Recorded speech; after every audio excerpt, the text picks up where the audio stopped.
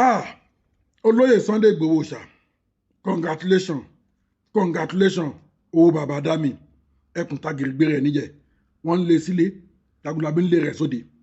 Ah, ẹ̀yin olólùfẹ́ mi, ẹ̀yin olólùfẹ́ kan nìyí, ẹ̀yin olólùfẹ́ Ẹlẹ́yẹlé Global TV, ẹ jẹ́ ká gbé òṣùbà káre, òṣùbà kúṣẹ́, ọmọ ọ̀dọ̀ rere, ẹ jẹ́ ká gbé fún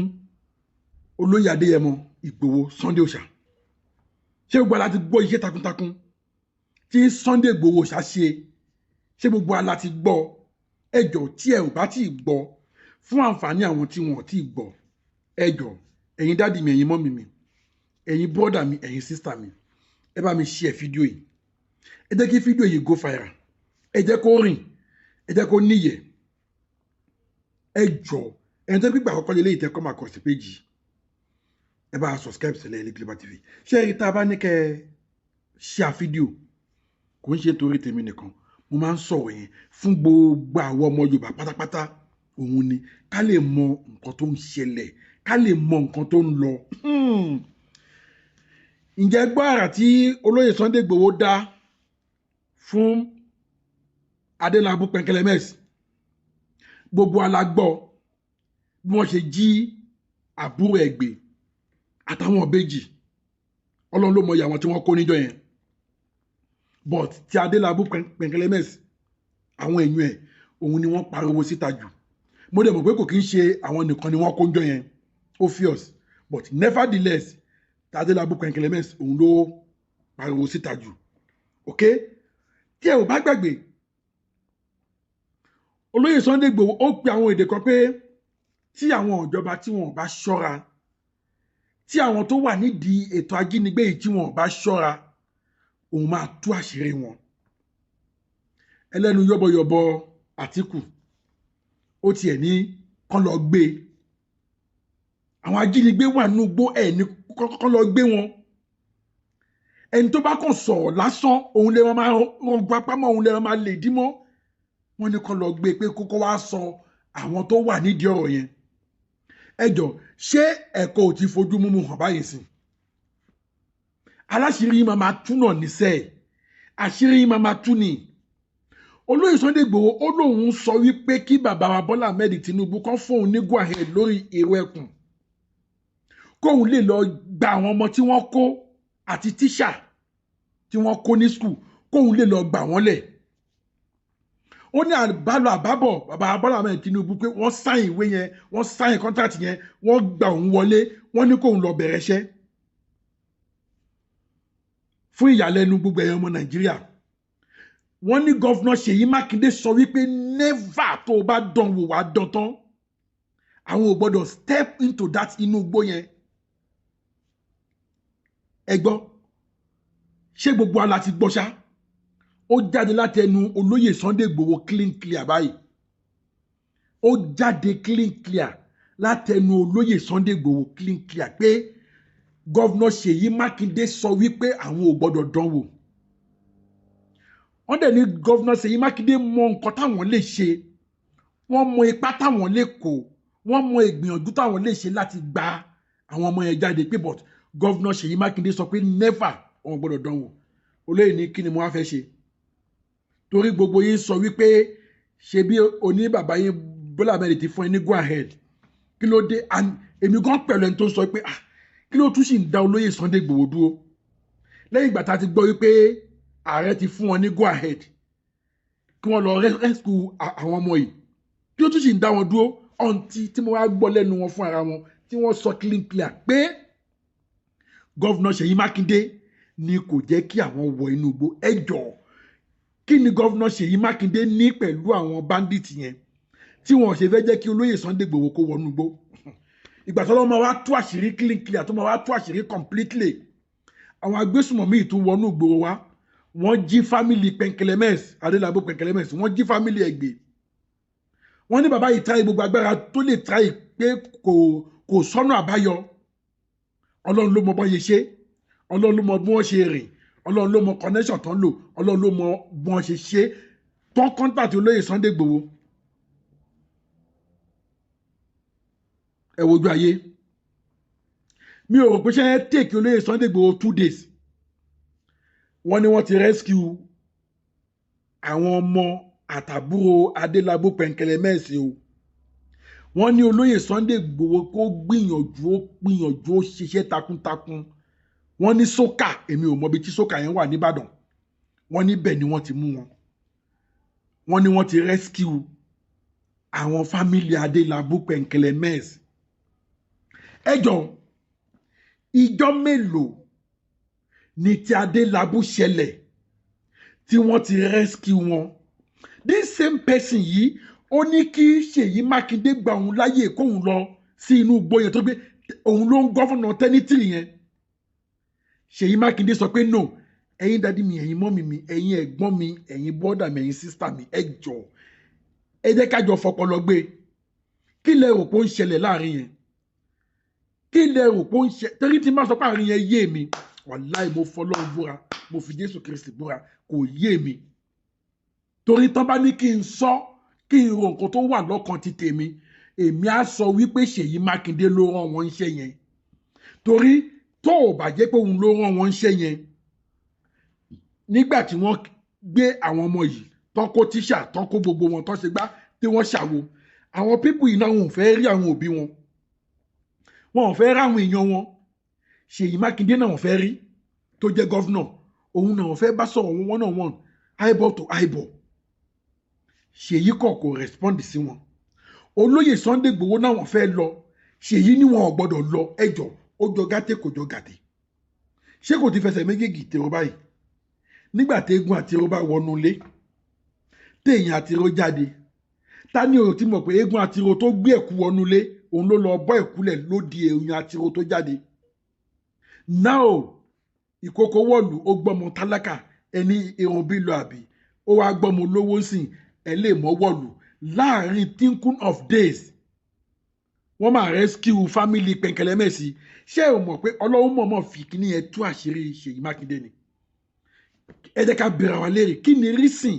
tí ò ṣe jẹ́ kí olóyè Sunday Igboho Májàsọ́lá owó bàdámì kó wọ ọbẹ̀ yẹn lọ kó lọ rescue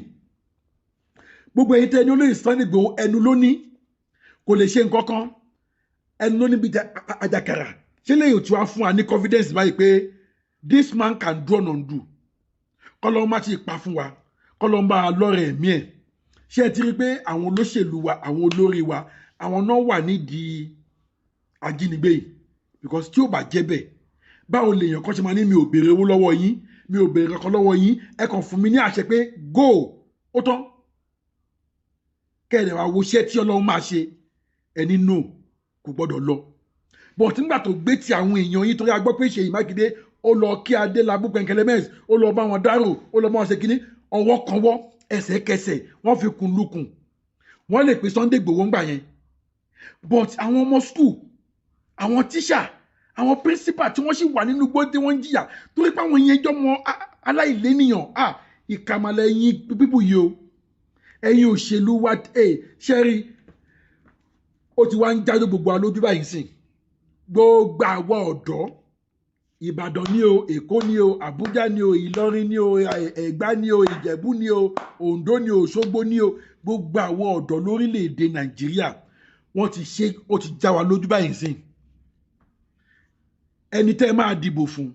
àwọn náà ni wọ́n ti ń ṣe ayé wa báṣabàṣá yìí àwọn tó máa fẹ̀yìntì pé afẹ́fì bo wa gbé wọn wọlé àwọn náà ni wọ́n ti ń ṣe wa báṣabàṣá yìí ṣé kò ti dájú wa lójú báyìí sìn ṣé wọn ò ti fi hàn wá sí wípé àwọn náà wọ́n wá ń di ọ̀rọ̀ yìí ẹjọ́ gbogbo ẹni lólùṣẹ́ mi gbogbo ẹni lólùfẹ́ ìkànnì yìí ẹni tó yọ ọmọ fún yín kò ní gbé yín lọ́mọ lọ ẹ̀bẹ̀ ni mo tún bẹ̀ yín ẹ bá wa share fídíò yìí ẹ jẹ́ káwọn èèyàn mọ iṣẹ́ takuntakun tí olóyè Sunday Igboho tó ti gbé ṣe ẹ bá wa share ẹni tó gbígbà àkọ́kọ́ lélẹ́yìí tẹ́ kọ́ máa kọ sí péjì ẹ subscribe sílẹ̀ Ilé Global TV ẹ rí báwọn èèyàn ṣe ń subscribe ọ̀fẹ́ ni subscription ọ̀fẹ́ ni comment o ọ̀fẹ́ ni like o ọ̀fẹ́ ni share wọn ń já owó yín ẹ share ẹ subscribe ẹ comment ẹ like ẹ jẹ́ ká wá gbọ́ nǹkan tí arákùnrin sọ tó mú information yìí wá tó ló ṣojú òun kòrókòrò òun rí information yẹn from the right source iṣẹ́ takuntakun tí olóyè Sunday Igboho ṣe ẹ jẹ́ ká wá gbọ́ lẹ́nu máa náà ẹ má bá mi ká lọ mò ń bọ̀ mi ò tí ì dé. finally bàbá wa olóyè Sunday Adéníyì Adéyẹmọ Ìgbòho sà wọ́n ti lọ bá wa gba àwọn wọ́n ti lọ bá wa rescue àwọn fámìlì Adélabú Pẹ̀tẹ́lẹ́mẹ́s tí wọ́n jí gbé nílùú Ìbàdàn olóyè Sunday Ìgbòho wọ́n ti bá wa rescue wọn o bí mo ṣe ń bá yín sọ̀rọ̀ lọ́wọ́lọ́wọ́ ọwọ́ ti tẹ̀ wọ́n ní express road tó wà ní ọ̀nà sókà ibẹ̀ ni wọ́n ti mú wọn life and direct ṣé àṣọ fún yín ẹni tí ò mọ ọba ló fọba ṣeré ìwọ tó bá mẹni tó jẹ́ olóyè Sunday Igboho á panu ẹ mọ́ òun làwa ṣe ń sọ fún yín wípé ìwọ ẹkùn security we are very very active ìwọ ẹkùn is very very powerful olóyè Sunday Igboho kì í ṣe ẹni téèyàn fi ń ṣeré ẹ jẹ́ ká máa kí àwa kú oríire ṣẹ́ ti rí báyìí pé ìwọ ẹkùn kì í ṣẹgbẹ́ bàbá ńlá bàbá àwọn tẹ̀rí tí wọ́n ń ṣe ní yánmọ̀yánmọ́ ẹ wò pé easy kí olóyè Sunday Igboho tó da security sílẹ̀ eré ẹ̀ pé ọmọdé yẹn mọ́ ládé lásán lẹ wò olóyè Sunday Igboho da security lẹ̀ lásán lẹ wò olóyè Sunday Igboho sọ pé kọjá káwọn wọnú Ìsá forest eré ẹ̀ pé ni kò ń ṣeré olóyè Sunday Igboho wọ́n ti lọ rescue àbúrò Adélabú tí wọ́n jí gbé àtàwọn ìbejì ẹ̀ wọ́n ti rescue wọn bí mo ṣe bá yín sọ̀rọ̀ yìí eléyìí ò ṣe pé wọ́n ti rescue wọn nǹkan kò lè ṣe anybody nínú wọn. ẹ̀yin ni o ọlọ́run mi àwí má yẹ̀wù ọ̀gá ògo ẹ̀yin ni o ọlọ́run mi àwí má yẹ̀wù alágbára ẹ bá wa share fídíò yìí ẹ bó káàdì kó lọ fà á. ṣé ẹ ti gbọ́ ẹ bá wa share. kábíyèsí Elédùmarè ọmọ Yorùbá olóyè Sunday Igboho ti ṣe bẹbẹ wọ́n ti lọ ṣẹ́rí pé ẹni tí ó bá yẹ ló jẹ́ ká máa fi síbi tó bá jẹ kó wà olóyè Sunday Igboho kúrò nínú fẹnu ṣe òun làánú àwọn ọmọ Yorùbá kan tí wọ́n mọ̀ tó ń ṣe tí wọ́n máa sọ pé Igboho fẹnu wúgate fẹnu ṣe kìlì kan fẹnu ṣe gbá olórí burúkú ọmọ kọ́kọ́ tó pè ní Samsodium ó ṣe kò mọ tó lọ ó ṣàfẹ́mọ tó lọ Igboho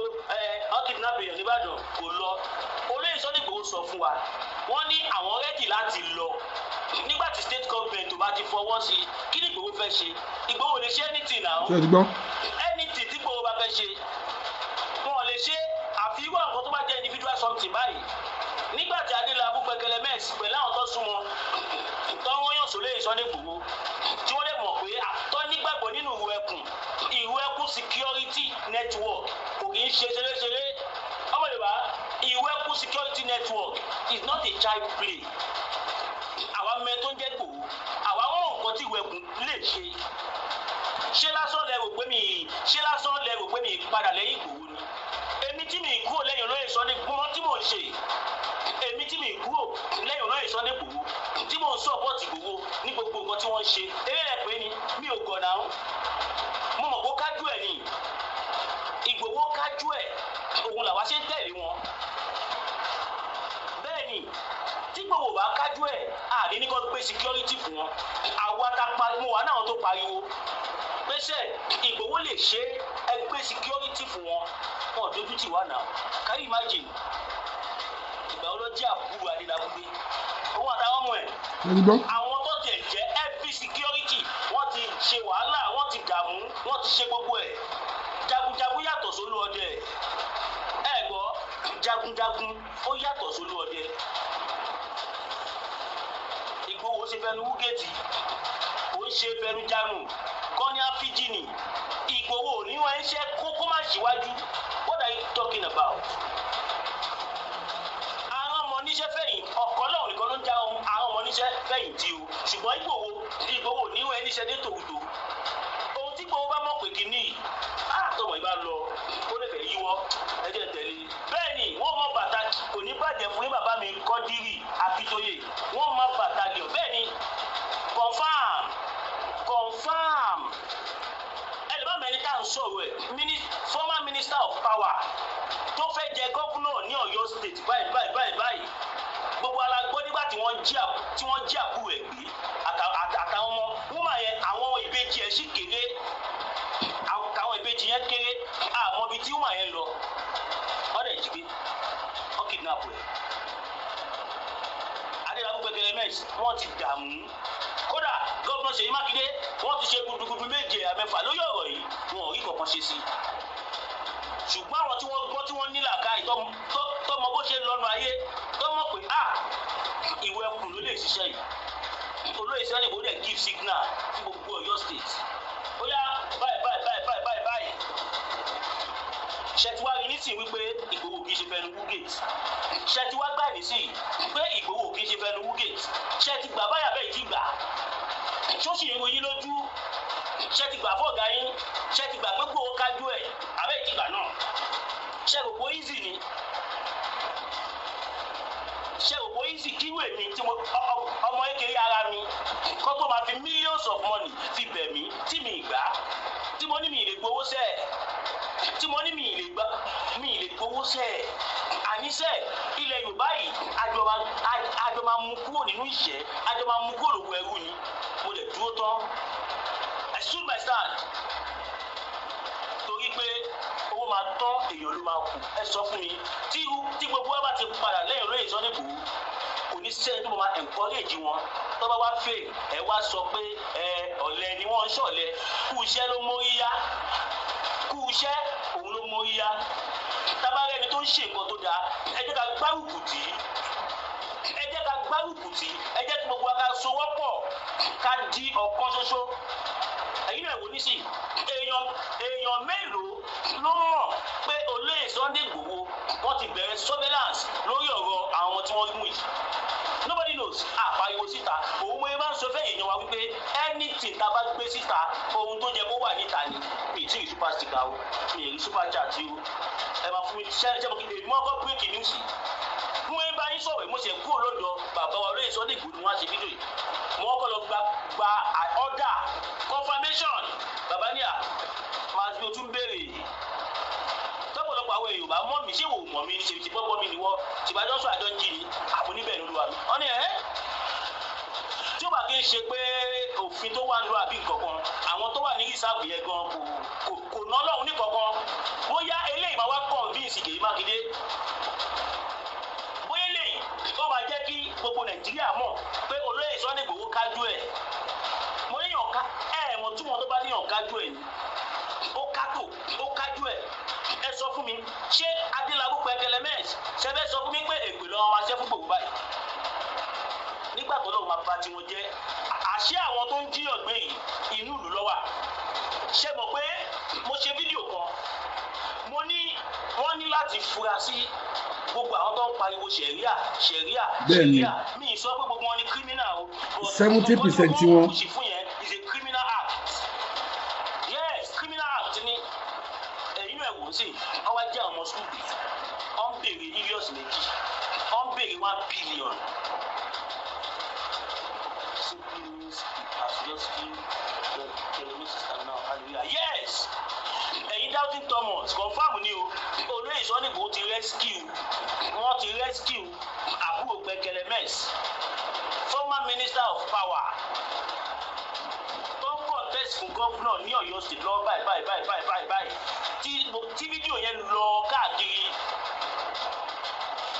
kò sẹ́ni tí ó rí fídíò yẹn kódà àwọn kan wà nílé wọn tí wọ́n rìkọ́dù ìbọn ṣe ń jí wọn ẹgbẹ́ àwọn kan rìkọ́dù ẹ̀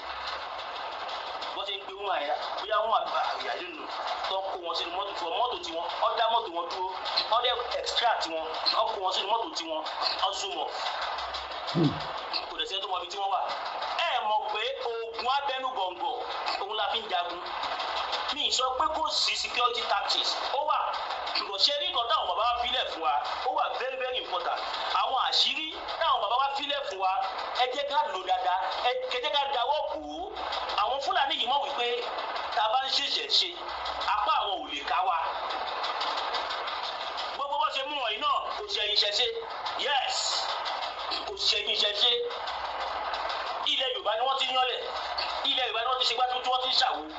ẹ lọ fọkàn yín balẹ̀ ọmọ Yorùbá tó bá fi máa di ọ̀la ẹ gbọ́ latest update wọ́n máa ń sọ fún yín Masbi TV ẹni títí bá jáde wá sọ fún yín ẹ máa dìmú dáadáa ẹ rí i pé mo kọ́ break news yes torí pé mo rí confirmation wà fún ṣe é gbé Bọ́lá Ahmed Tinubu tí wọ́n buwọ́ lé ìwé kù gbà ṣe é gbé ọmọ tó ń ṣe ààrẹ àlùmọ̀rù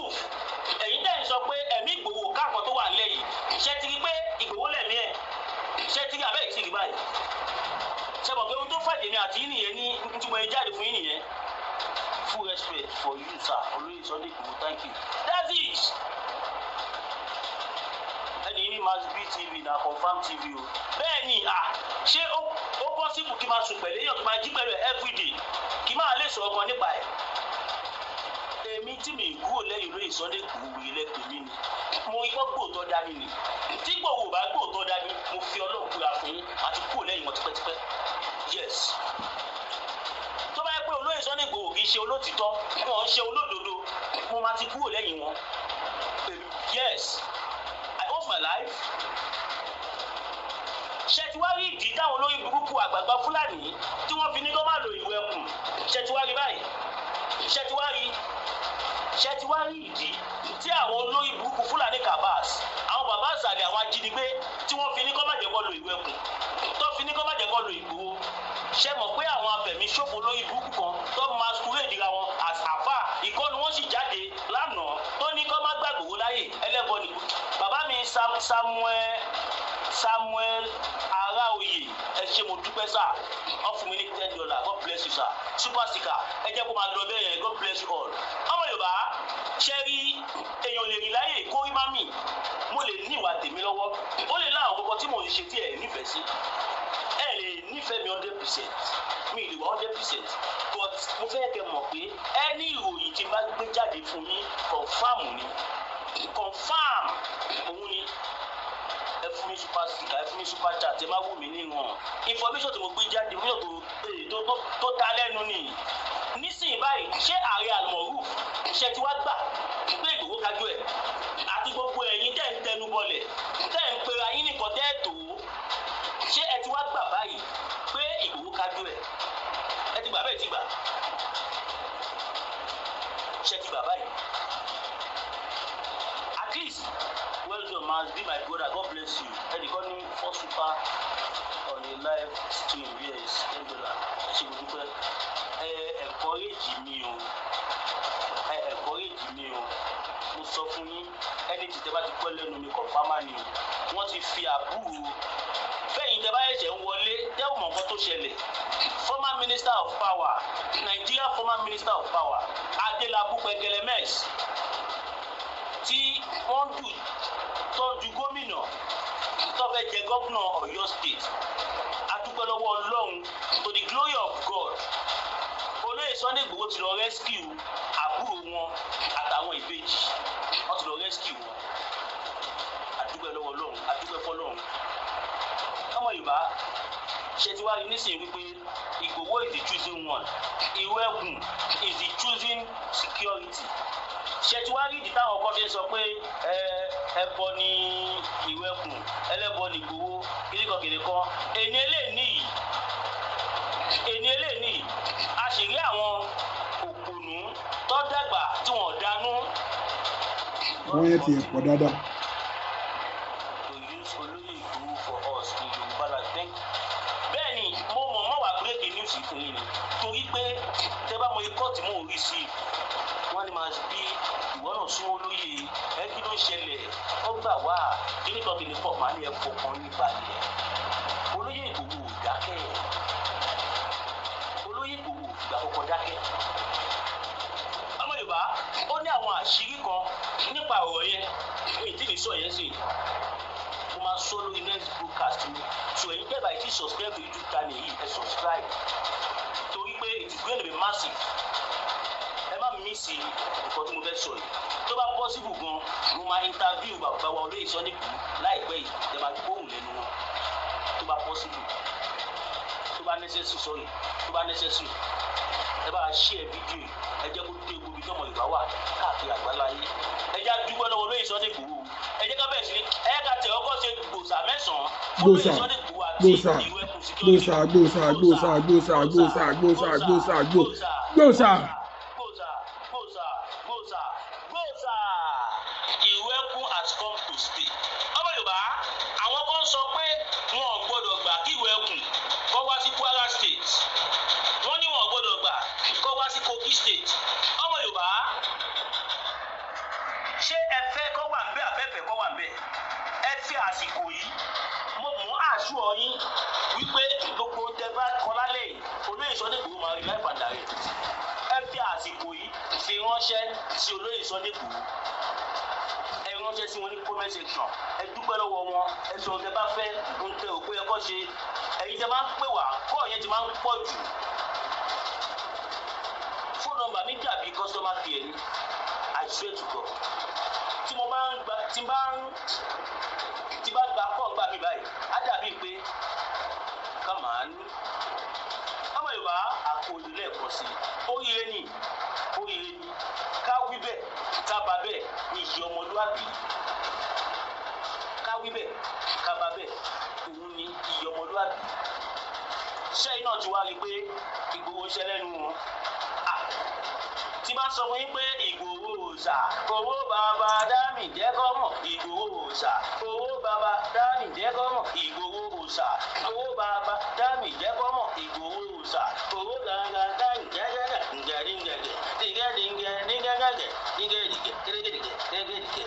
ẹ ṣí ẹ fídíò ẹ jẹ́ kó dé ibi tọ́mọ Yorùbá wà káàkiri àgbáńlá ayé ẹ jẹ́ kí wọ́n mọ̀ wípé Ọlọ́run ti ṣe àdúrà wa ti gbà nílẹ̀ Yorùbá.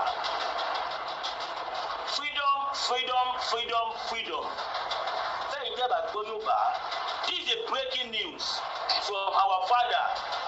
Dr. Generalissimo Chief Sunday Adeniyi Adeyemo Igboho Oòṣà. This is a breaking news from him. As I'm talking to you now, to the glory of God, former Minister of Power, that his junior sister and her twins were kidnapped. To the glory of God, they have been rescued by Chief Dr. Sunday Adeniyi Adeyemo Igboho Oòṣà. They have been rescued in less than how many hours? That is to tell you how fast, how swift, how powerful Olóyè Sunday. Àwọn àgbàbọ̀ wọ́n ní àwọn lè torí àwíjàre kí tó tán lẹ́nu ọ̀rọ̀ lẹ́tí gbọ́ yẹn látẹnu confam ẹni tó súnmọ́ Olóyè Ìgbòho dáadáa wọ́n náà jọ ń jẹ àwọn jọ ń mọ àwọn jọ ń sùn àwọn jọ ń jí ni wọ́n ní Olóyè Sunday Ìgbòho fún ara wọn ló fún òun ní authority go ahead kóun lọ release information yẹn síta bí àwọn ṣe rescue family Adélabú Pẹ̀nkẹ́lẹ́ Mess ṣẹ́yìn náà ti wá rí sìn wípé àwọn olóṣèlú yìí àwọn náà ń pa wá àwọn olóṣèlú yìí wọn ò nífẹ̀ẹ́ wa láti bí yìí síbẹ̀ yẹn wọ́n rí wa bí ẹdìyẹ tó kàn lè kú at any time wọ́n rí wa bí màálù tó kàn lè sọ̀bẹ́dé lọ́rùn ṣé tó bá jẹ́ wípé àbúrò gọ́vnà Ṣèyí Mákindé ni tíṣà àbẹ́gbọ́n ẹ̀ àbídádì ẹ̀ ni tíṣà tí wọ́n dé ọ̀bẹ lé lọ́rùn tí wọ́n gbé orí ẹ̀ bọ́lẹ̀ kó lọ́rùn ẹ̀ bígbà téèyàn gbórí màálù kó lọ́rùn ẹ̀ ṣé inú ẹ̀ máa dùn sí ẹjọ ṣé inú ẹ̀ máa dùn sí ẹ̀yin olólùfẹ́ ẹ bá mi share fídíò yìí ẹjọ ẹni tó yọ ọmọ fún yóò ní gbẹ̀yìn lọ́mọ lọ ẹ bá mi share fídíò yìí ṣé inú gọ́fúnà máa dùn sí inú ò lè dùn sí i torí pé kí ni kò kan ọmọ tiwọn nígbà tó kan àwọn tó súnmọ́ wọn sìn nígbà tó kan àwọn tọ́jọ wà nínú political system sìn ẹ wò bọ́n ṣe contact Sunday Igboho tí kò jẹ́ kó lọ sínú igbó ó lè gbà kí Sunday Igboho lọ èèyàn ọmọ Yorùbá ẹ jí ẹ má sùn ẹ wake up èèyàn ọmọ Yorùbá ẹ jọ ẹ wake up kómi tó tẹ̀yìn wọ̀gbìn lẹ́nu ẹ wake up ẹ má jẹ́ kán fi wá ṣe súyàtàn kó tó di pa máa wake up èmi ń pariwo tèmi o ẹ bá mi share fídíò yìí ẹ bá mi subscribe Sẹ̀lẹ̀yẹlé Global TV ẹ comment ẹ tẹ like ẹ fi èrò ọkàn tí yín náà hàn lábẹ́ comment section ṣé mo wíire àbí mi ò wíire ẹ̀yin ọ̀dọ́ ẹ má sùn ẹ jí ẹ má sùn